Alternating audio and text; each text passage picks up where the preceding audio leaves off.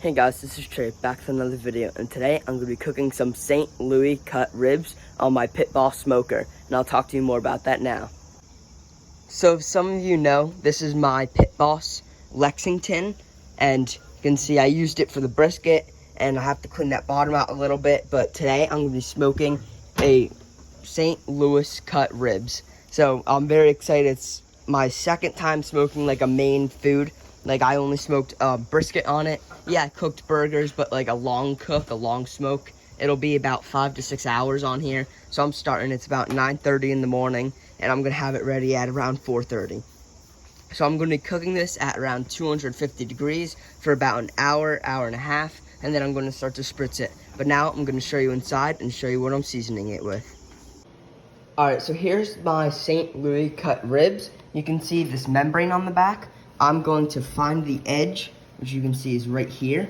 Then I'm just going to go and pull it. I'm gonna do it off camera because I can't really do it with one hand. But so the seasoning for this, here it is. It's gonna be 2 parts black pepper, coarse ground pepper, to 1 part table salt, to 1/2 part garlic powder, to then another 1/2 part smoked paprika. I heard mixed reviews about doing paprika and garlic powder, but I think I'm just gonna do it because I know I didn't use paprika for the brisket, and I know the brisket turned out really good, so I'm gonna go ahead, get this membrane off, and season it up. Alright, so you can see this thing is all seasoned up. You can see some of the paprika everywhere, which is nice. It adds a little bit of color. I know it'll get more smoke color, but on the back, I did season it a little bit, and you can see I got the membrane off. So I'm gonna go fire up the pit to about 250 degrees and get it on. All right, so it's about 3 hours later, and you can see I still haven't even put the ribs on yet, and I'm really behind, and that's because my auger that moves the pellets from here into the firebox actually was clogged. So I had to take this whole box off, and then I had to put it back on, and then I forgot to plug one thing in for the probe, so it wouldn't even turn on. So I had to take it back off and put it back on. So that took a really long time, but it's bad, but it also let the salt get deep inside this of the ribs, which is really good, which will add flavor deep inside of it. So I'm gonna go ahead and throw it on the grill now. It's about 250, so then I'm gonna let it go for about an hour to an hour and a half. So I just placed them on real quick, and I'm putting them towards the front because the heat's coming right here, and I want them to try and cook evenly. And I'm gonna be cooking them bones down for, like I said, about an hour. So I'll check back with you in an hour. All right, so it's about an hour into this. You can see it's right around 240, and here is the ribs. They're looking really good.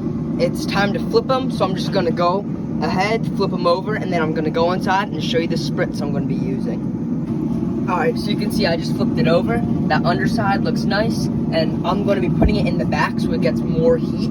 And I'm gonna go ahead, let this sit for about 30 minutes, and then I'll show you how I make my spritz inside.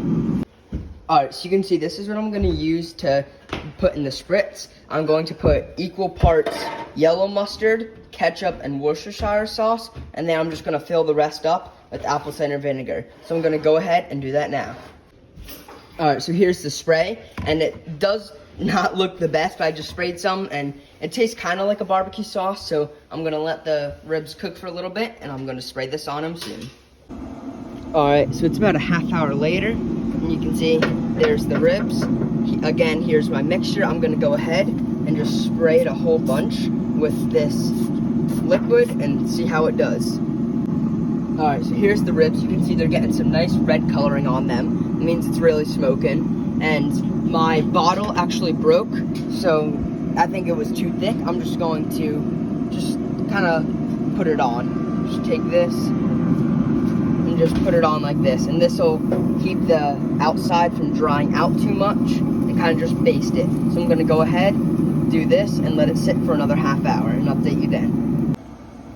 Alright, so now I'm about 2.5 hours into my cook time. I just went and got a shower, so now I'm going to go ahead, flip these ribs back over, and get some of this nice glaze on the other side and cook it probably for another hour and a half.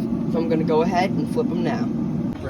Alright, so you can see I just wrapped up the ribs, and I put them with some butter and brown sugar. So I'm letting them go to about 190 internal, and they'll be done. Alright, so you can see I just got it off the smoker. cut my first slice, which is the ugliest, but you can see the nice brown sugar, the melted butter all over it. Again, you can see it's nice and juicy inside. You can see a little bit of smokiness to it, which is awesome. You can see that little bit of smoke ring. And I cooked it to about 187 degrees. It hit 190 for a little bit, and then I wrapped it in foil, but that's gonna be it for the video. Thank you for watching, and please subscribe.